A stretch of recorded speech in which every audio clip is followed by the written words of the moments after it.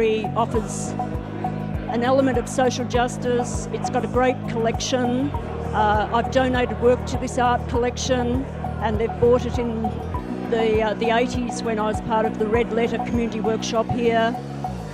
So I feel I'm intricately linked with this gallery.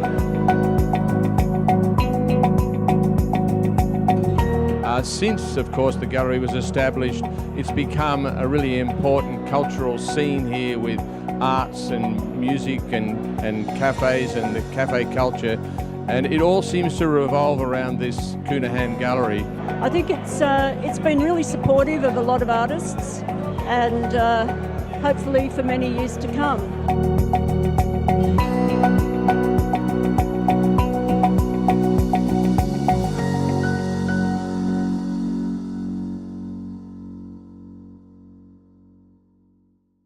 İsmim Cemal Akdeniz. Avustralya'ya 1974 yılında geldim ve ilk yerleştiğim bölgelerden bir tanesi Brunswick. Moorland bölgesi Türklerin yoğun olarak oturmuş olduğu bir bölgeydi. Bu bölgeye yerleşmemize neden oldu. Tabii ki ilk geldiğimizde dil bilmiyoruz. Bu nedenle dilimizi konuşan insanlarla beraber olmaktan daha doğal bir şey yoktu. O nedenle buraya geldik. Moorland bölgesinde ilk banka memurları Türkçe bilen elemanlar bulundurmaktaydı. Bankaya gider, gaz ödemelerimizi vesaire bilmediğimiz konularda bize çok yardımları dokundu. Bunlar toplumun diğer bölgelerinde oturan Türk toplumunun da Brunswick ve Coburg bölgesine gelmesine büyük imkan sağladı. Erkekler ağır sanayide çalışma durumuna gitmiştik, daha fazla para kazanmak için. Bu bölgede çok tekstil fabrikaları vardı. Eşlerimizde çoğu tekstil ve yiyecek atölyelerinde, fabrikalarında çalışması için bu bölge bizim tercihimiz olmuştu. Bir Moorland'da geldiğimizde en sevdiğimiz yer Cemal Dayı'nın kahvesi diye bir yer vardı. O kahvenin içerisinde çorba, berber, her şey mevcuttu. O zaman City'ye gittiğiniz zaman saat 5'te, 6'da her taraf kapalı oluyordu. Biz yine bölgemize geldiğimizde Moorland bölgesine işte Türk kahveleri açık oluyordu geç vakit kadar. Orada da arkadaşlarımızla oturup sohbet ederdik, muhabbet ederdik. Biz ilk geldiğimiz zamanlarda bölgede sosyal, kültürel ağırlıklarımızı yönlendirmek için de 1985 yılında Moorland Türk Derneği olarak bir derneğimiz oluştu. Bu dernek ilk başladığında spor aktiviteleri, daha sonraki dönemlerde de kültür değerlerimizin Avustralya toplumlarıyla, Avustralya kültürleriyle daha iç içe yaşamamız için entegre olma yönüne büyük gayret gösterdik. Ve burada da biz dernek olarak başarılı olduğumuzu düşünüyorum.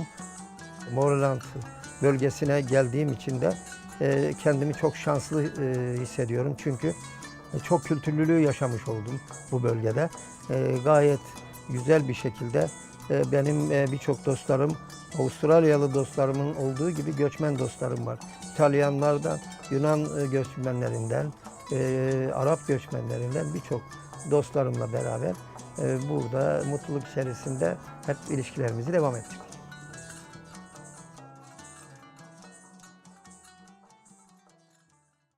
Victoria's population is growing, and Moorland is growing too. It's estimated that the Melbourne area will grow from 5 to 8 million people in the next few decades. They need to live somewhere. Some will choose to live here in Moorland. It's a great place to live. Moorland Council knows the challenges and opportunities that this increase in population brings. With 43,000 more people living here by 2036, there are important things to consider, plan for and act on. Things like housing, transport, our open spaces and managing the impacts of construction activity. 43,000 new people, or around 18,000 new households, means taller buildings or more buildings on existing blocks. This is not what many of us are used to, but lifestyles are changing and we need to adapt. We want to encourage these taller buildings to be located near public transport routes and where daily needs like shopping and community services are just a walk away. This way, more people won't mean lots more traffic and congestion. More flexible use of our industrial land can help too. Some land can change to accommodate new work and local jobs, and some can provide housing for more people. We are also looking at ways that some housing can remain more affordable. Council is actively buying property to improve and purchase new parks and open spaces for all residents to enjoy. This is about thoughtful planning for a great future for everyone. The things we love, the vibrant and thriving shopping areas, our great heritage areas, will still be here. But changes need to happen. We want to make sure that any development is of high quality and improves livability. So we're making decisions based on research, data, world's best practice and consultation with the community. Together, we can continue to make Moreland a great place to live for our long-term residents, our new arrivals and for those who'd like to live here in the future. Moreland, one community, proudly diverse.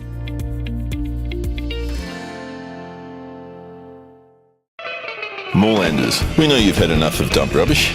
It's messy, disruptive, unsafe, and it's illegal. Yes, dumping rubbish is illegal. Last year it cost Moreland more than $1 million to pick up illegally dumped rubbish. We're using up your money and our resources every time we pick up this garbage. It's the duty of every good citizen of Moreland to report rubbish dumpers.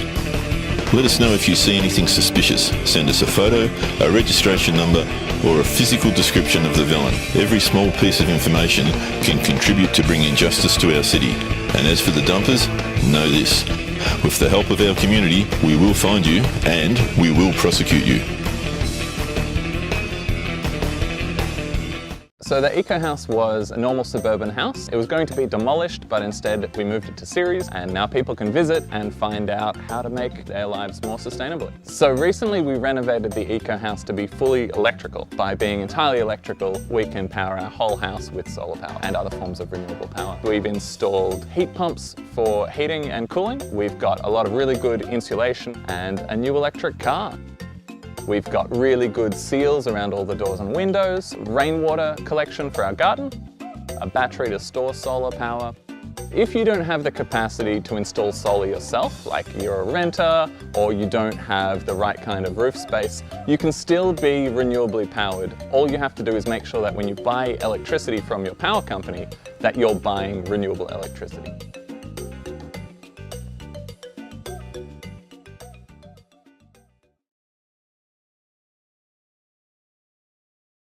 I'm Jan, I live in Brunswick East, and I've used Positive Charge to help me find someone to draft-proof my house. Positive Charge have been fantastic. They put me in touch with the company. I asked them to do initially the doors. Later I got them to come back and do the caulking of every gap in the house. I think it's really important to have draft-proofing done because it's one of the major ways that we lose heat from houses. I save on my gas heating, so that benefits me financially, and it's much more comfortable not having any drafts in the house. I would definitely recommend others getting it done, and in fact both of my daughters have had it done through Positive Charge at their houses, and they're very happy with it.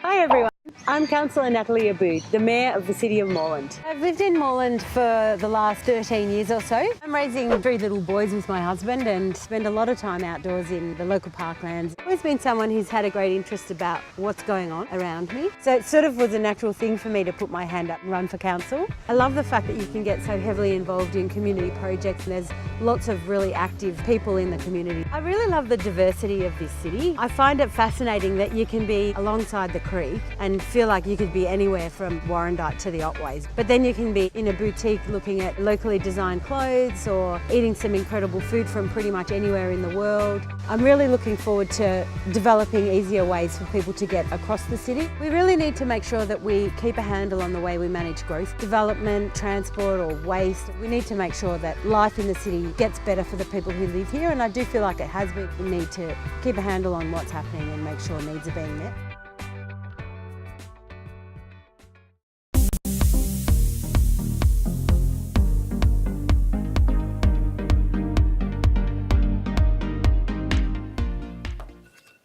Good evening, councillors, members of the gallery and to our viewers live streaming tonight's meeting. My name is Councillor Natalie Abouthe and I am the chairperson of the Council meeting for Planning and Related Matters. It is my pleasure to welcome you all to tonight's meeting.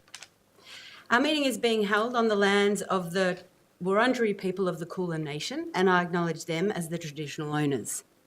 I would also like to pay my respects to their elders past, present and emerging, and the elders from other communities who may be here today. I acknowledge that currently many Aboriginal and Torres Strait Islander people call Moreland home. I also acknowledge that the Aboriginal and Torres Strait Islander people never ceded sovereignty of their lands and have continuously cared for their country for over 60,000 years as the world's oldest living culture. Members of the gallery, please note that this Planning and Related Matters meeting is being recorded and web streamed live to Council's website and Facebook. This recording will be available as video on demand. Gallery attendees are advised that they will be recorded during tonight's meeting. Councillors, as a reminder that in line with the adopted councillor conduct principles as outlined in the Councillor Code of Conduct, councillors should ensure that they conduct themselves in the meeting with integrity, impartially exercise their responsibilities in the interest of the local community, and not improperly seek to confer or advantage any person. This behaviour will support principles for leadership and good governance that secures public confidence in the office of councillor. Members of the gallery, in the event of an emergency or disruption, we may be required to take action to secure the safety of attendees. Please follow the directions issued by council staff and security officers. Thank you for your understanding and cooperation. Councillors and officers in attendance. So the councillors in attendance are Councillor Anna-Olivia Carley-Hannon, Councillor Helen Davidson. Hello. To my right, the Deputy Mayor, Councillor Mark Riley. Councillor Alia Farnley.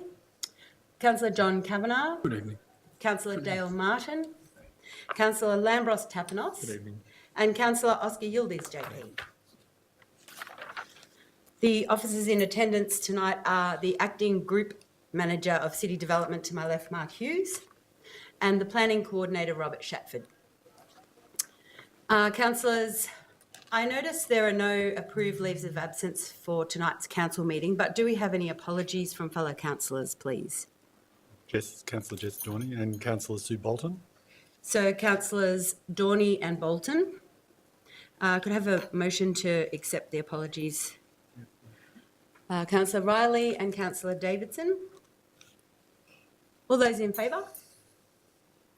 Against? Declare that carried. So I'll now move to the adoption of the minutes. Councillors, could I please have a motion for the adoption of the minutes of the meeting held on 27 of February 2019? Councillor Davidson, the seconder.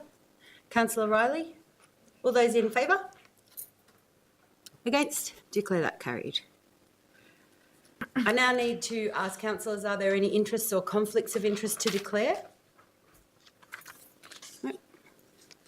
If there are no conflicts to declare, I'll move on to the meeting. So I'll just start with an introduction. I'd like to give you an outline of how the Planning and Related Matters meeting will run this evening. So firstly, the relevant planner will introduce the report and the officer's recommendation. I'll then give any objectors the opportunity to move to the lectern to make their submission.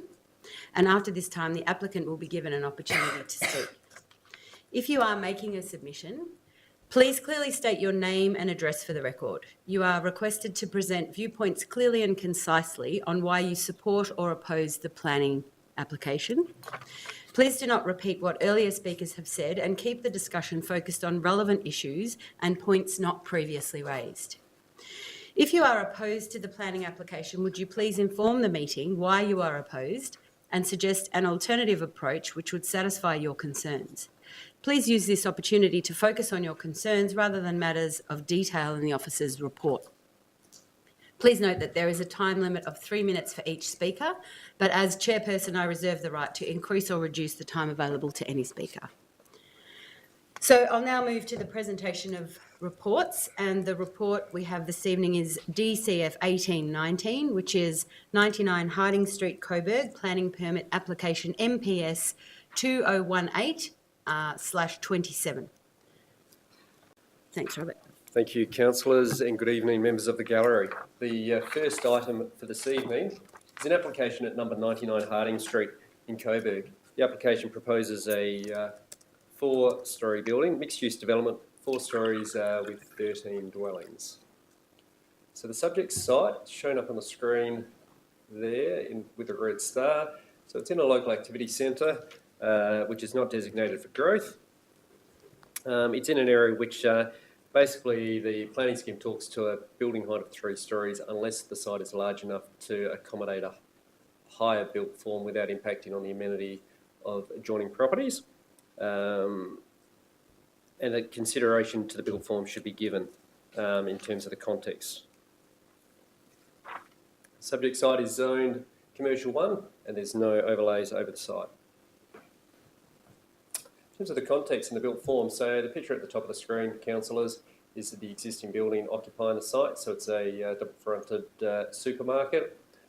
In the bottom left-hand corner, we have development to the west of the subject site fronting Harding Street. So we have 93 Harding Street, which is a more recent 3-storey development, 95 to 97 Harding Street, which is also a 3-storey development, approximately 1960s. And the picture on the right-hand side in the bottom corner is basically the building which will adjoin the subject site. We'll come back to that photo later. These photos actually show more clearly aspects of the site.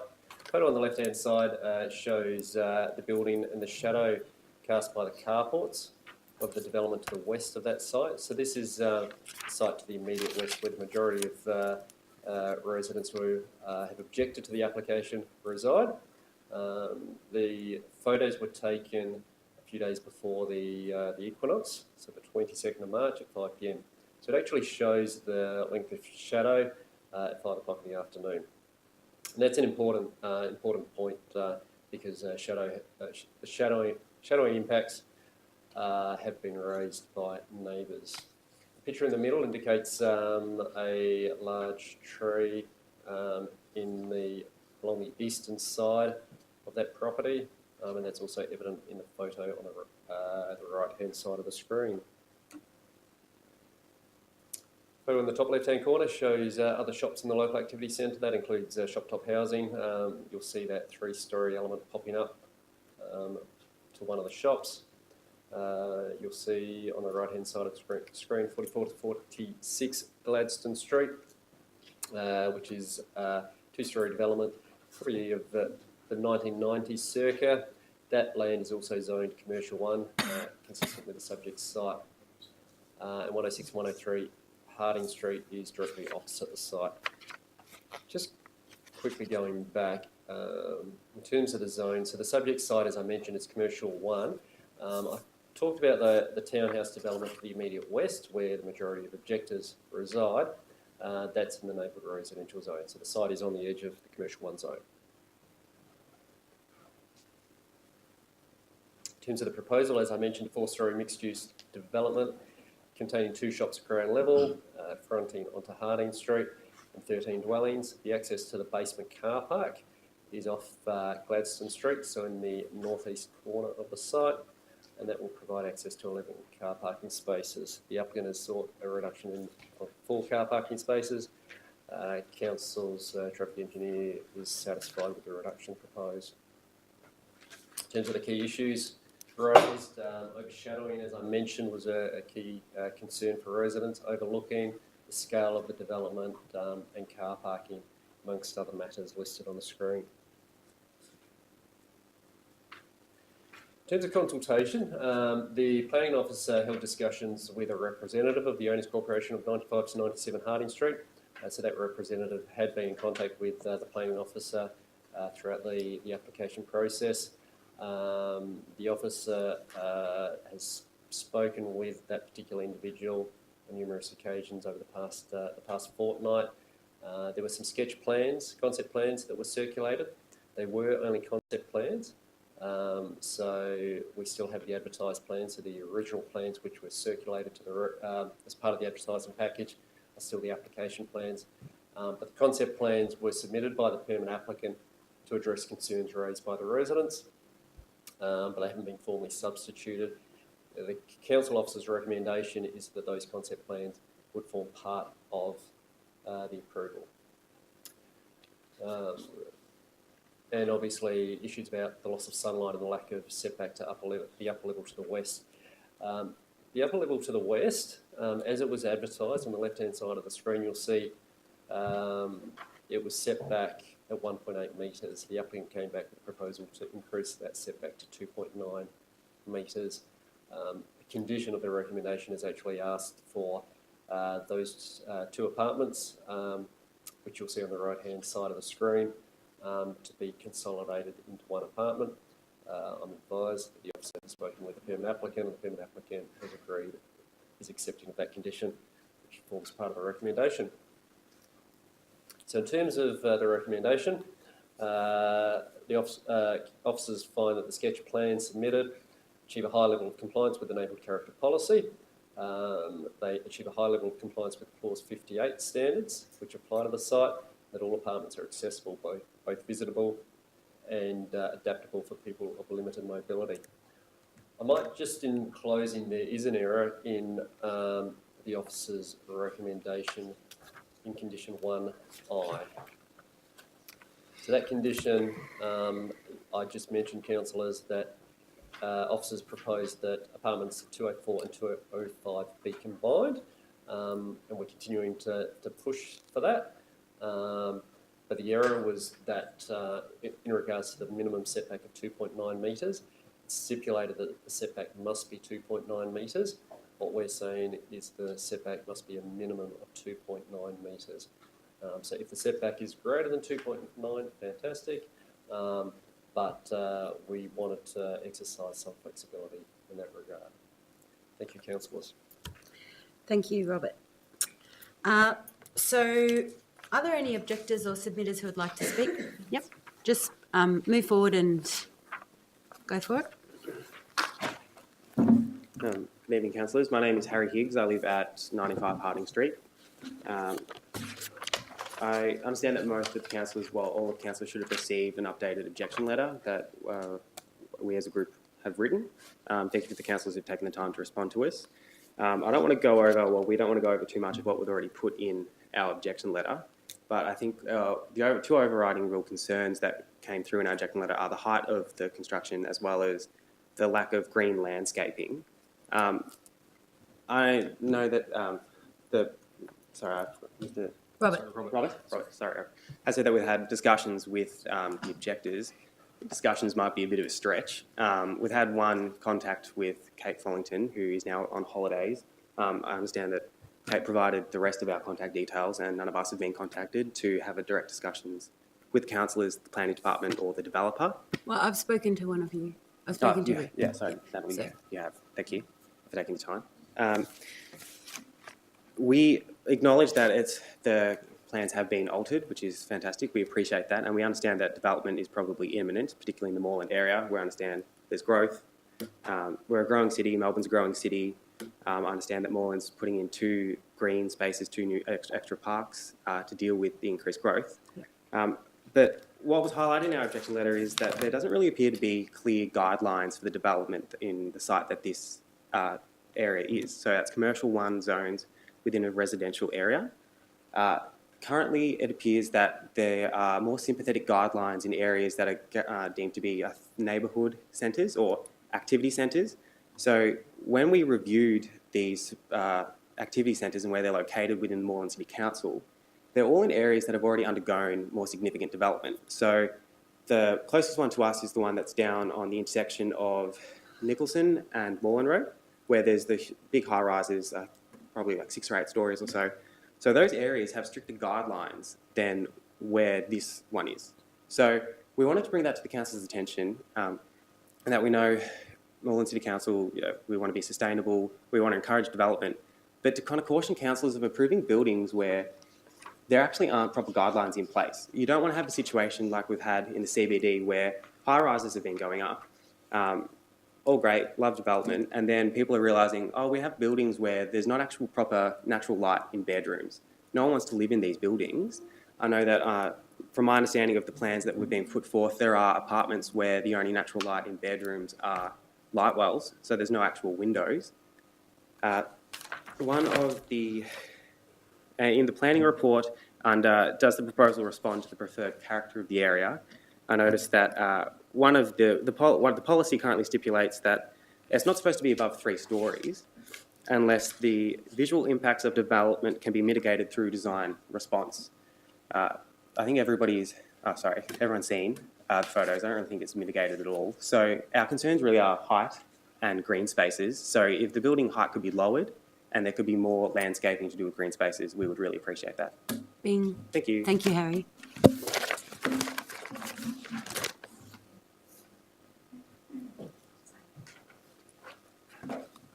Hi, my name's Merri Daly, and I'm from Unit 6, number 65, 95 Harding Street, Coburg. I'm opposing. So, anyway, I apologise. I actually only got notified on the 19th of March by mail, so this is an 11th hour notice. And I'm appreciating the photos taken that Robert was mentioning is in March this year, which is daylight savings. I'm going to address predominantly overshadowing and loss of sunlight. Whilst I appreciate the planning development of 99 Harding Street, Coburg is in a commercial 1 zone, it has direct and immediate impact on residential housing. Surely it is therefore more appropriate to enforce Clause 55 of the scheme regarding shadowing impact rather than Clause 58. To not impose a minimum of 5 hours of natural daylight to all residential dwellings will have significant negative health impacts to those affected residents. This is actually well researched and documented. Humans need more light at the right time and at the right kind for benefit. Morning light is the most important signal of entrainment of the circadian rhythms. Those kind of things are going to include hormone fluctuations, body temperature and mood. Apart from being essential for regulating our nervous system and our endocrine system, natural light is equally essential for our visual system. The eye accepts greater luminance variations when space is lit by natural light. Anyone with reading glasses is going to know that. Reduced natural lighting leads to eye strain, fatigue and headaches. If the property at 99 Harding Street gives shadowing to 95 to 97 Harding Street till 11 a.m, then analytically is to be understood that condensation will arise, particularly in the ground floor apartments, especially in winter. Mould infestations then can occur, leading to health issues, other health issues, particularly respiratory. Section 5.2 of the Building Regulations 2010 approved documents C, point D and E refer to ensuring the design and construction of a building will resist the penetration of precipitation. This is in regard to new buildings, but to increase the chances of this happening in the neighbouring buildings is unconscionable. Council is active in environmental sustainable design for new developments to decrease greenhouse gases, and yet this current proposal will cause the residents of 95 to 97 Harding Street to increase the use of their heating and artificial lighting, and therefore their greenhouse gases, to overshadowing. Disregarding shadowing as a concern is in itself concerning. Thank you.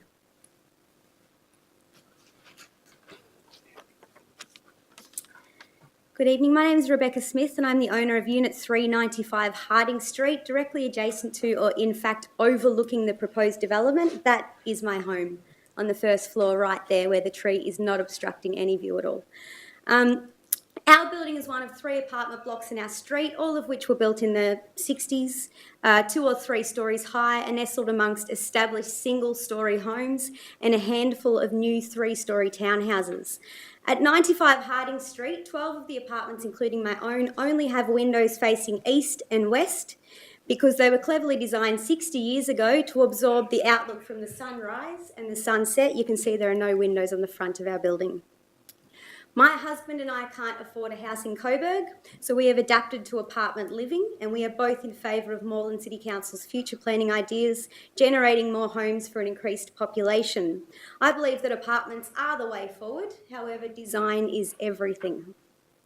Anyone who has lived in an apartment would know that you compromise on space, you compromise on not having a backyard, and therefore your outlook or your view is your space. And you depend on it for your well-being and to be able to enjoy your time in your home. A few years back, a row of 3-storey townhouses were built to the west of our building. They have balconies that face directly over all of the balconies on our property. I personally have to consider what I'm wearing each day in my home, and I draw the blinds on a regular basis. My neighbours and I, however, have adapted to the lack of privacy on that side and diminished afternoon sunlight that the development's created because of the privacy, bright natural light and spacious rooftop views on the other side of our home. To paint the picture for you, once the proposed development is built, 4 of the 6 windows in my home will be facing a wall. That includes our future child's bedroom, our kitchen, our laundry and our bathroom. So 4 out of 6 windows within 9 apartments in our block will all face a wall. Our space, our outlook, our views, our morning sunlight, gone. This current 4-storey design means that we will only receive about 30 minutes of sunlight at 11 a.m. before it hits our roof, and then we'll get about 2 to 3 hours on the other side before it hits the development on the west. This doesn't actually include all the families on the ground floor who already face a wall on both sides of their apartment and will receive even less light after this development.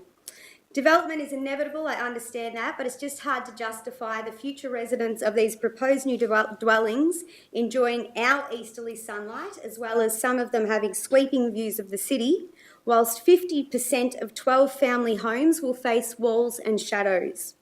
One single 4th-storey apartment when there are no other 4-storey buildings in sight. And yes, this 4th floor will heavily impact the amount of natural light our homes have access to. I hope you will consider the cost of this development to us 12 families living in the 60-year-old building next door and enforce a more thoughtful, reasonable design, or consider reducing the height of the building. Thank you. Thanks, Rebecca. Sure. Good evening. My name is Natalie. I live at 19 Julius Street, Coburg North. I'm a long-term resident of the council area. This does not affect me directly. I'm saying this as someone who's lived in the area and watches the development. To me, the proposed building is a case of overdevelopment. Development may be inevitable, but overdevelopment is not. It is out of proportion to the surrounding area. My recommendation is that it should be taken down 1 floor. I note that the top floor is a 3-bedroom apartment, and in this case I think the word apartment is justified, but the other 2 floors are all 1- and bedroom flats. So again, we are not catering to the increasing demand for families who want 3 bedrooms. I also couldn't find on the plans any square meterage. So some of them look very small. I'm wondering if they conform to the minimum space. A couple of them have these light wells, and I have no idea from the plans how well these light wells would function. Now, I think a design have improved, and I think this is just in the CBD that certain type of flats should not no longer be built. The dog boxes, the ones with insufficient light, with overshadowing. So why would you approve this sort of development? And I've had a close look at the plans, and I could have to say that my impression is that the design is mediocre and predictable. I do not know what sort of guarantee you have of build, and issues of build are becoming more and more important. My late father was a carpenter and joiner, so I've also worked with architects as a historian. I'm also concerned there seems to be no additional green space. We need to make more green space for more residents. Where is the addition to this? What about the impact of noise? And parking, well, I realise there's a desire to increase use of public transport by reducing parking, but if you have these retails facilities, people will park in the street. It will increase congestion. I'm not saying the development should not go ahead. I admit that development will take place, but we are faced in Melbourne with clear cases of overdevelopment, a surplus of small flats that people don't want, that are not catering to the needs of future families. And this, to me, would suggest that it's exactly the same thing. I understand that a couple have been consolidated, But I think this is a question of something that's too tall, too colossal, and really doesn't meet a lot of needs except for the developer. So that's pretty well my opinion. As someone who's not directly taking a more sort of neutral, I thought it would be interesting for someone like me to give an opinion. Thank you. Thank you, Anna.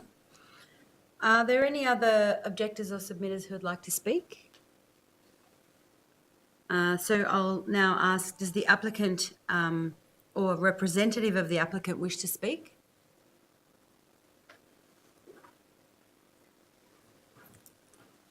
Luke Bonham speaking on behalf of the applicant. Sorry, what was your name? Luke Bonham. Luke Bonham. Speaking on behalf of the applicant. Basically, I came on board on this project after it was already submitted to council on behalf of the applicant.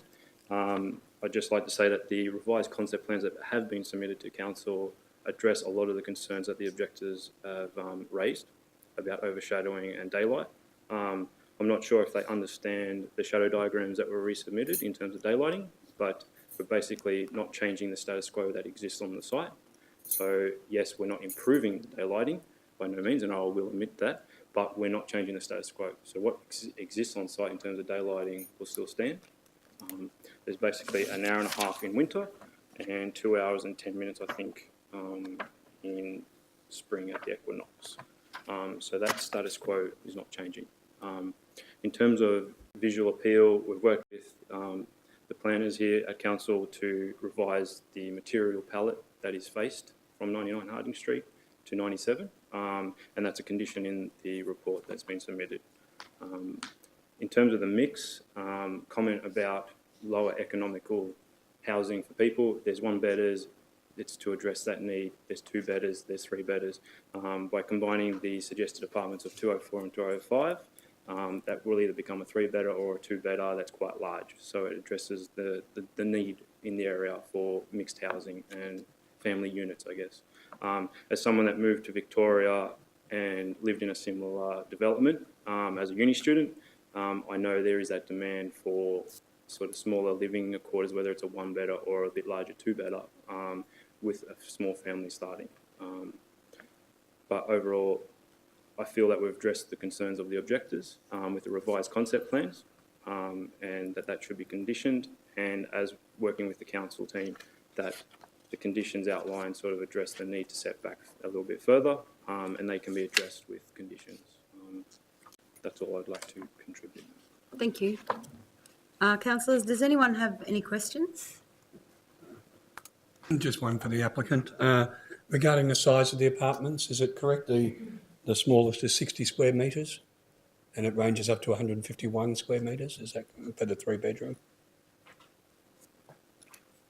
It's correct. The plan, the actual sizes aren't on the diagram, so. There is an area schedule as part of the original advertised. I'm sorry? There is an area schedule. Could you just come back to the lectern for us? Sorry. There is an area schedule as part of the original submitted drawings. Okay. I believe it's 60 to 100, 151. Are you able to confirm that?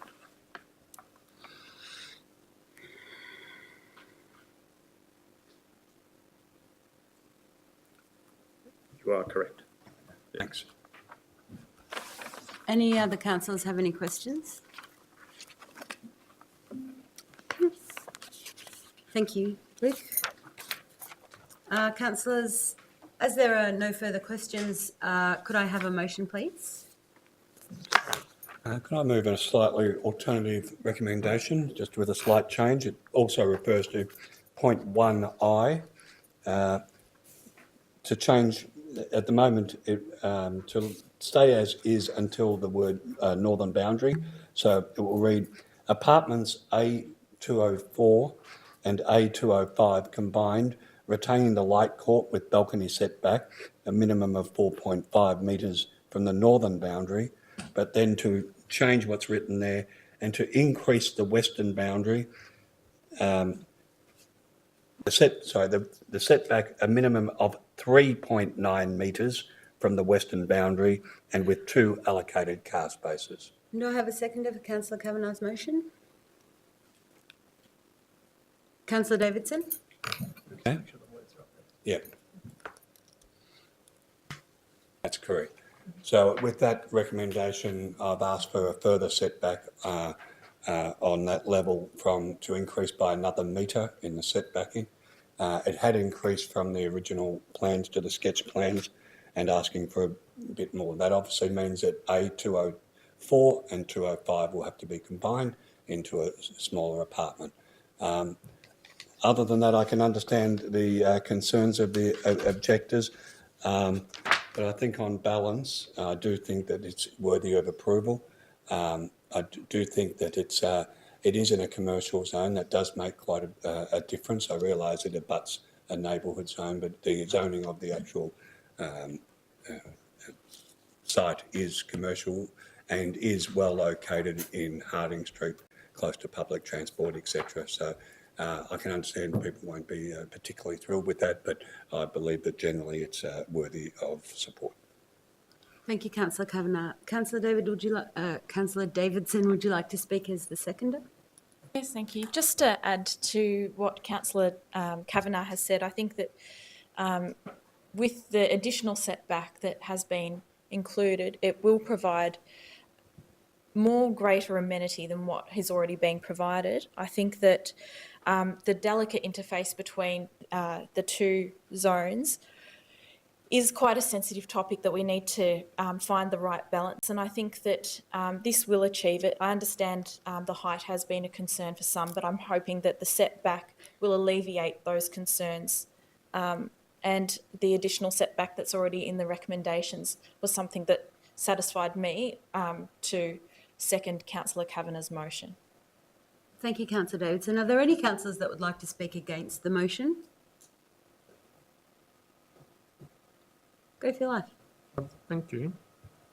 Yeah, look, we are called upon to make difficult decisions here at this planning committee, and I do look at what's been proposed, and after hearing the residents, I tend to agree that perhaps it is an overdevelopment of the site. Now, I know that it probably meets a lot of the objectives and provisions of the scheme. However, I also feel that the zone is a little bit problematic here. I think we need to take some consideration to the fact that it borders on residential zones. Sure, these were two historical milk bars or commercial facilities, and for that reason it's not residential. But when you look at the precinct more broadly, you have to say it most certainly is residential. Right, even on Nicholson Street intersection, a block away, there's residences. So a block in from Nicholson Street, you're really looking at a development of 4 stories.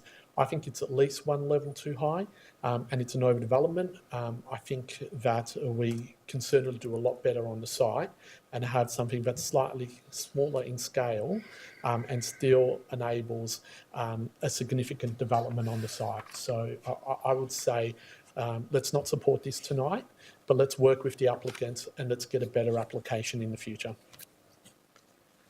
Thank you, Councillor Tapnos. Any other councillors like to speak to this motion? I'll speak against if there's no one for first. Sure, go for it.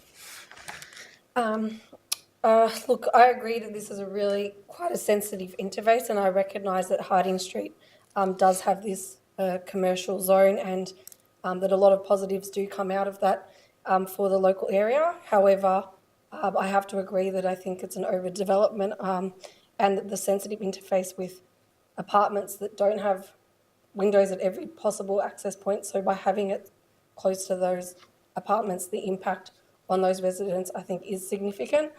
And the other thing to consider is around what kind of apartments we need for this Coburg precinct that is ultimately a residential, and the public transport is good there, but it also should be about supporting families and diverse residents, not just single dwellings. I wonder if I can ask a question of the officers. I'm interested to know whether you think if this goes to VCAT, if we reject it, whether it will be upheld or it will be allowed to go forward. Thank you, councillors. Look, it's hard to express an opinion on what the tribunal will decide, because each tribunal member is just like you and I, that they can express their own opinion. I guess on a planning merits perspective, which is what I can comment on, and based on the officer's assessment, is that I would say yes, it will be supported by the tribunal on a purely planning merits perspective. That's not to play down the concerns of the residents by any means, but from a planning merits perspective, I've reviewed the officer's report. A second officer has also reviewed that report, and we believe that it stacks up against the planning scheme. Thank you. I will speak to the motion, and I want to thank you for answering me then, because I know that it's not something that I would normally do to put you on the spot like that, but I think that all of us know in this chamber that this is the kind of development that doesn't have a snowflake's chance of hell of being upheld if we reject it. And this is the beginning of something that I hoped I wouldn't see during this council term. I think that the compromise that Councillor Kavanagh has put forward is a very reasonable one, and that all of us know that the overshadowing occurs at 3 stories, and that unless we go lower than 3 stories, we're not going to affect that in any way. And if we do go lower than 3 stories, what's going to happen is it's going to cost you guys a lot of time and energy to go through the VCAT process. It's going to cost council potentially $30,000 to go through the process. And then the same outcome is going to happen.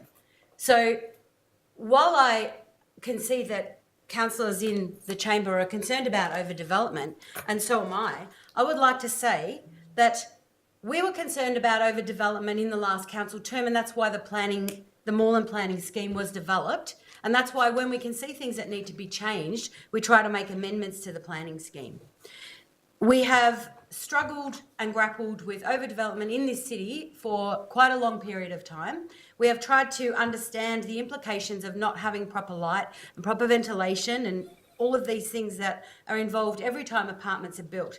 I don't agree that we need more than 1 2-bedroom apartments, because there's a glut of them in the south end of the city. But I also don't feel like there's a damn thing that I can do.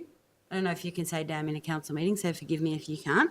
A single thing that you can do to stop these type of inferior developments from happening. So my heart really goes out to you, but I don't think that I'm going to waste your time by posturing and pretending that this isn't something that this is something that I have control over. We've made some subtle changes, and I hope that that changes the nature of what is going to happen. But basically that street is going to probably see more and more 3-level developments and 3.5-level developments, and we won't be able to stop them.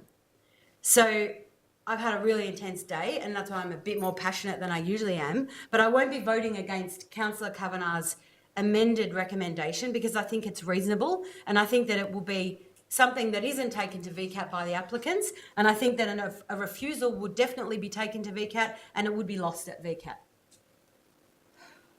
That's my position. No, we can't have a debate, I'm sorry. Are there any other councillors that would like to speak to the application? Yeah, I'll speak. Thank you.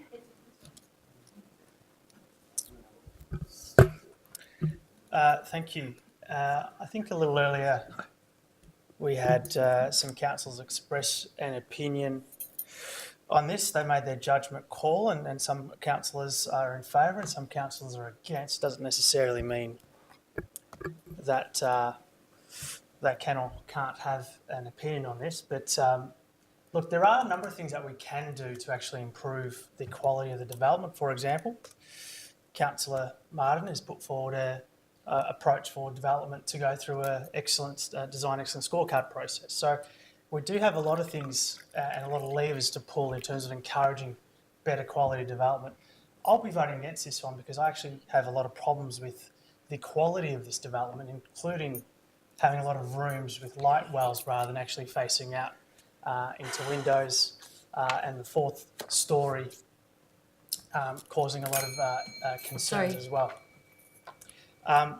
Now, I don't think it's fair to characterise councillors that vote against this one in any way of not being careful with the Moreland planning scheme. I remember in my first year I voted in favour of an application near Ceres, and I was the only councillor who did, and I felt that I had to support it because it would get up at VCAT. I was wrong. It went to VCAT. The councillors sent it to VCAT. They voted against it. Obviously, the developer took it to VCAT, and he still couldn't get the application. And so sometimes when you support the residents in going to VCAT, there is the opportunity for that for the residents to actually get up. So, there are instances where that actually happens. In terms of there isn't a snowflakes damn chance in hell, whatever the term was. The dam came later. The damn word. Look, it's quite an uncomfortable, confronting development that faces onto a neighbourhood residential zone. I think there is merit in actually working more constructively with the developer if they see fit to get a better outcome. Otherwise, going through the VCAT process could yield a better outcome for the residents that have raised their concerns today. Thank you, Councillor Farnley. Councillor Riley? Yeah, I'm standing to support the motion as put by Councillor Kavanagh, obviously with some reservations, but unfortunately we have an interface issue here between a CZ1, a commercial Z1, and a neighbourhood residential, which is why we have the kind of opinions coming into this. It's my understanding that there are quite a few factors in this, and we have to assess this under clause 58, not 55, because it's a commercial zone 1 application. And if you read the officer's report, it addresses the issues around sunlight, our apartment design code standards. They may not meet your personal views of those, but unfortunately we have to find an acceptable outcome, and I say this just about every meeting.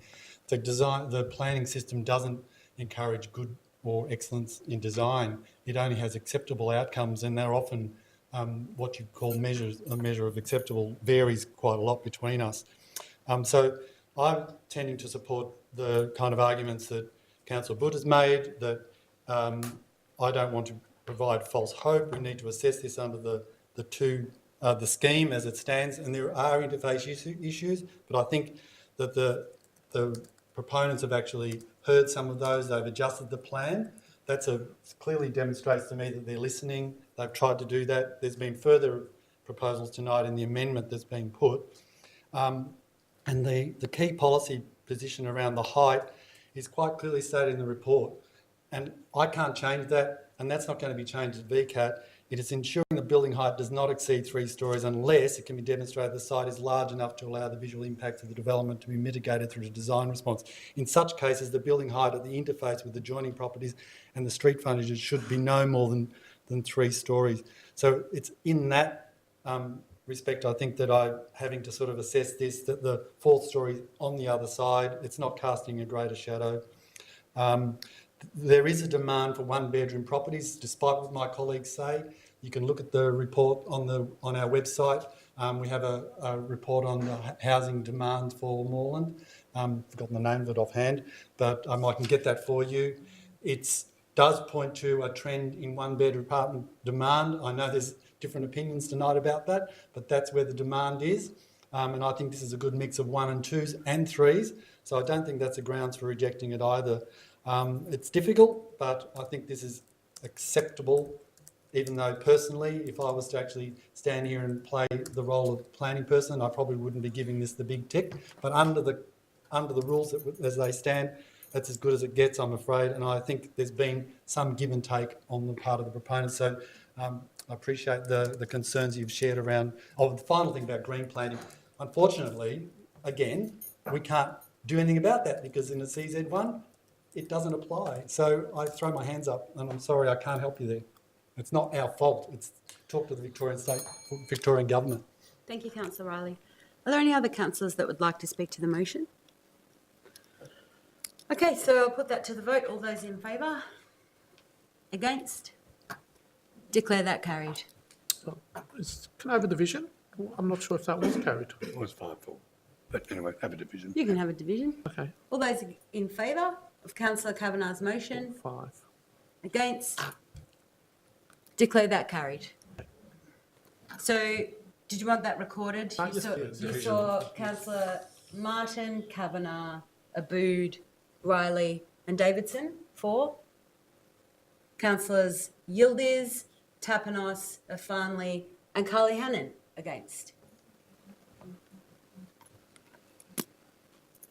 So I now refer to the officer to outline the next steps. Thank you, councillors. The councillors this evening, as you've just seen, have determined to support the application subject to the alternative recommendation, which requires the increased setback of the building from 2.9 metres to 3.9 metres, and subject to all the other conditions as is contained within the report to council. As residents, you will receive a copy of the notice of decision, as will the permanent applicant. You'll have 28 days in which to lodge an appeal through VCAT. The permanent applicant has 60 days in which to lodge an appeal and contest any permit conditions that they're not happy with. Thank you. Thank you. Now refer to urgent business items. There are no urgent business items to consider this evening, so that concludes the business we have tonight. Councillors, members of the gallery, and to our viewers live streaming at home, I declare the council meeting for planning and related matters closed at 7:15.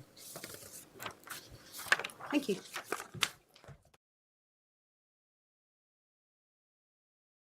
İsmim Cemal Akdeniz. Avustralya'ya 1974 yılında geldim ve ilk yerleştiğim bölgelerden bir tanesi Brunswick. Moorland bölgesi Türklerin yoğun olarak oturmuş olduğu bir bölgeydi. Bu bölgeye yerleşmemize neden oldu. Tabii ki ilk geldiğimizde dil bilmiyoruz.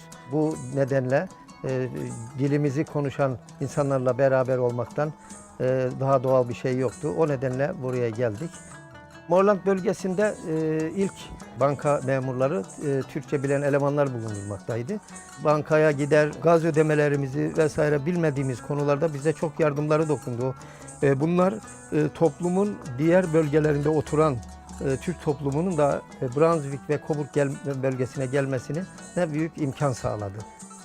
Erkekler ağır sanayide çalışma durumuna gitmiştik. Daha fazla para kazanmak için. Bu bölgede çok tekstil fabrikaları vardı. Eşlerimizde birçoğu tekstil ve yiyecek atölyelerinde, fabrikalarında çalışmak için bu bölge bizim